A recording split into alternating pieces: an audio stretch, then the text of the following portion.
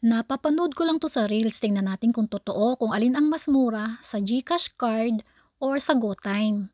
Tingnan natin, sarili ko 'tong pagche-check. At dito na, nagpunta na ako sa 7-Eleven at inuna ko ang GCash card. At siyempre, ay pipindutin natin ang English. Mag-antay-antay lang at after niyan, ay pipindutin nyo ang withdrawal. Then, check, and pindutin natin ang confirm.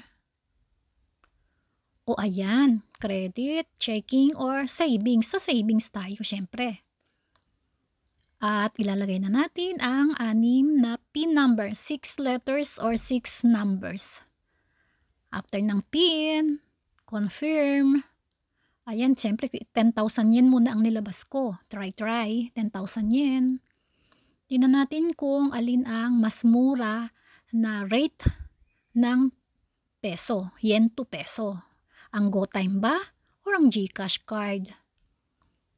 At ito na ang kinalabasan ng GCash card. Parehong 10,000 yen lang ang ating withdrawin sa GoTyme at saka sa GCash card.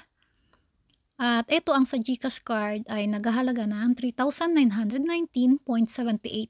I-try naman natin ang GoTyme. Ganon din ang proseso. English, withdrawal, savings, yun lang mga pipindutin, mga confirm. Madali lang siya. Super dali. Aalamin lang natin ang rate. At eto na. Siyempre sa withdrawal, confirm. Savings.